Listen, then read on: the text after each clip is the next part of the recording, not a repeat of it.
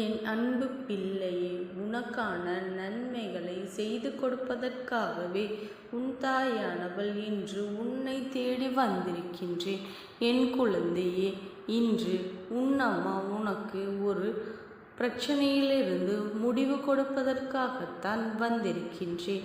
என் குழந்தையே, அந்த பிரச்சனைக்கு விடை கொடுப்பதற்காகவே, இந்த பிரச்சனையில் தீர்வு சொல்வதற்காகவே இந்த தாயானவள் நான் வந்துள்ளேன். உன் மனதில் நீ எந்தவிதமான வருத்தங்களும் பட தேவையில்லை. என் குழந்தையே, இன்னும் சற்று நேரத்தில் நீ அன்பை புரிய வைக்கும், உன் அன்பை புரிய வைக்கும் நேர்காலத்தை நான் உனக்கு குறித்து விட்டேன். நீ ஒருவர் மீது அன்பாகவும் உயிராகவும் இருந்து கொண்டிருக்கின்றாய்.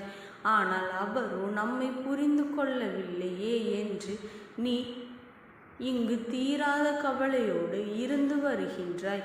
என் குழந்தையே, இந்த ஏக்கம் அவருக்கு இப்பொழுதுதான் புரிய போகின்றது.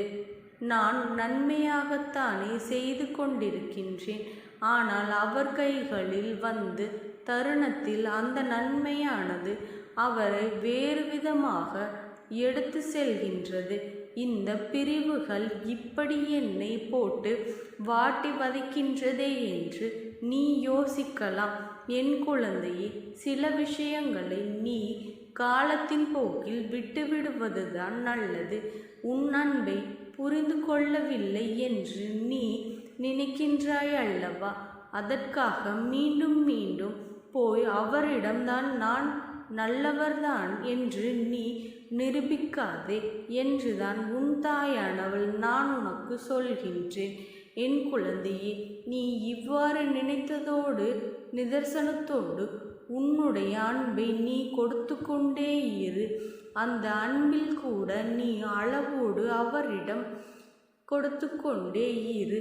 என் குழந்தையே, அந்த அன்பை அவரை தொல்லை செய்வதாக இருக்கக்கூடாது. நான் சொல்வது புரிகின்றது அல்லவா என் குழந்தையே? ஆனால் காலம் கடந்த சில சமயத்தில் நம்முடைய நன்மை நம்மிடம் இருக்கும் நியாயமானது அவர்கள் புரிந்து கொள்ளத்தான் செய்கின்றார்கள்.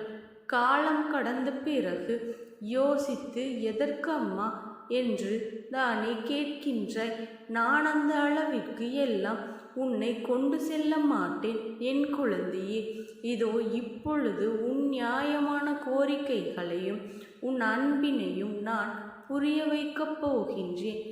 என் குழந்தையே, எந்த ஒன்றுக்காக அவரிடம் நீ ஏங்கிக் கொண்டிருந்தாயோ அந்த ஒன்றை அன்பை பெறுவதற்காக மட்டும்தான் அவரிடம் அன்பு செலுத்தும் பொழுது நீ ஏதோ சுயநலத்திற்காக நீ பழகி கொண்டிருக்கின்றாய் என்று அவர் நினைத்து விட்டார். ஆனால் அதுதான் அவர் உன்னிடம் பேசும்போதெல்லாம் அந்த வெறுப்பை பற்றி மட்டும்தான் பேசிக்கொண்டிருக்கின்றார். என் குழந்தையே, நிச்சயமாக இந்த வழித்தடங்கள் யாவும் மாறி உனக்கான தளத்தை நிம்மதியாக மாற்றி கொடுத்து உன் வாழ்க்கையில் சந்தோஷத்திற்கான பலனை நல்ல விதமாக நம்பிக்கையோடு நான் சொல்வதற்காக உனக்கு வழிகாட்டி வந்து இருக்கின்றேன். என் குழந்தையே, இன்னும் சில தருணத்தை அதை தாண்டியும் சொல்கின்றோம். என் குழந்தையே, எந்த ஒரு சூழ்நிலையிலும் நான் உனக்கு இப்படித்தான் செய்ய வேண்டும், அப்படித்தான் செய்ய வேண்டும் என்று நான் வழிகாட்டியாக செல்லும் பொழுது உன் வாழ்க்கை சரியாக செய்வதற்கான நிலைமையை நான் தருவதற்கு வந்திருக்கும் பொழுது உன் மனதை நீ குழப்பமடைய செய்யாதே. என் குழந்தையே, எத்தனையோ சோதனைகளையும் தாண்டி என் குழந்தை இப்பொழுது நீ இந்த நிலைமையில் இருந்து கொண்டிருக்கின்றாய் என்று எனக்கு நன்றாகவே புரிகின்றது. அப்படி இருக்கும் பொழுது நீ அந்த வேதனையான காலகட்டத்தை, சோதனையான காலகட்டத்தையும் நினைத்து வருத்தப்படாதே. உனக்கு எல்லா விஷயத்திலும் நான் உறுதுணையாக இருக்கின்றேன். என் குழந்தையே, இதில் நான் உறுதியாகவும் நம்பிக்கையும் முன் உறவானவற்றை உன்னிடத்தில் கொண்டு வந்து சேர்ப்பது என் கடமையாக மாறிவிட்ட பொழுது, நீ இருக்கின்ற சூழ்நிலையும் உன் மனதில் எண்ணுகின்ற எண்ணத்தையும் அவர்களிடத்தில் போய் சேர்த்து உன் மனதை நீ அவரை பற்றி எப்படி நல்ல விதத்தையும் நல்ல எண்ணத்தையும் வளர்த்து கொண்டிருக்கின்றாய் என்பதனை சொல்வதற்காகத்தான் நான் இங்கு இருந்து கொண்டிருக்கின்றேன். என் குழந்தையே, அங்கு போராட்டத்தோடு அதை மட்டும் நினைத்து கொண்டிருக்கின்றேன் என்று எனக்கு தெரியும். ஆனால் அந்த போராட்டத்தையும் தாண்டி, அந்த ஏக்கங்களையும் தாண்டி நீ ஜெயிக்க வேண்டிய காலகட்டத்தில் இருக்கின்றாய். நீ உனக்கான முக்கியமான முடிவுகளை எடுக்க வேண்டிய காலகட்டத்தில் இருக்கின்றாய். என் குழந்தையே, எதிர்பார்த்தது தானாகவே நடக்கவில்லையே என்று நீ வருத்தப்படுவது எனக்கு நன்றாகவே புரிகின்றது. நான் தான் உனக்கான வாய்ப்புகளை கொடுத்து விட்டேன். வாழ்க்கை இப்படித்தான் இருக்கும், இதை கடந்துதான் வாழப்போகின்றாய் என்பதில் நீ உறுதியாக இரு. பிறகு அதில் நம்பிக்கை கொள்ளாமல் ஏதேதோ மொய்த்து கொண்டு ஏன் உன் மனம் போன போக்கில் சென்று கொண்டிருக்கின்றாய்? என் குழந்தையே, எல்லா விஷயத்திலும் உனக்கு சந்தோஷத்தில் நிலை எதுவென்று புரிய வைப்பதற்காகத்தான் இந்த தாயானவள் நான் உன்னை தேடி வந்திருக்கின்றேன். தொலைத்த மகிழ்ச்சியையும் நிம்மதியும் நாம் முழுவதுமாக உனக்கு மீட்டெடுத்து நீர் விரும்பிய உறவை உனக்கு நினைத்து நீ வருத்தப்படாதே.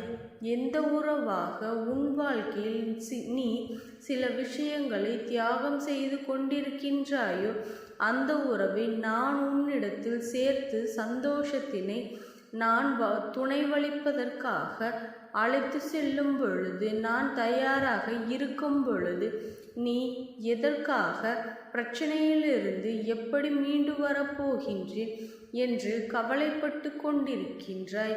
என் குழந்தையே, ஏதோ உனக்கான விஷயங்கள் இருக்கும் பொழுது அதை பற்றி கவலை நீ வளர்த்து கொள்ளாதே என்று சொல்கின்றேன்.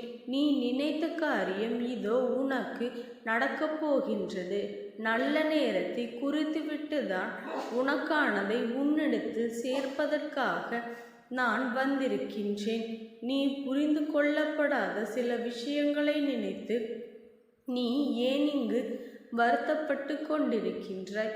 சில வேதனையான காலகட்டம், சில சோதனையான காலகட்டமும் எல்லோருடைய வாழ்க்கையிலும் வரத்தான் செய்யும். அந்த விஷயத்தில் நாம் எப்படி கையாள்கின்றோம், எப்படி முடிவெடுக்கின்றோம் என்பதனை பொறுத்துதான் நமக்கானது நம் எவ்வளவு தெளிவாக இருக்கின்றோம் என்பதில் இருக்கின்றது.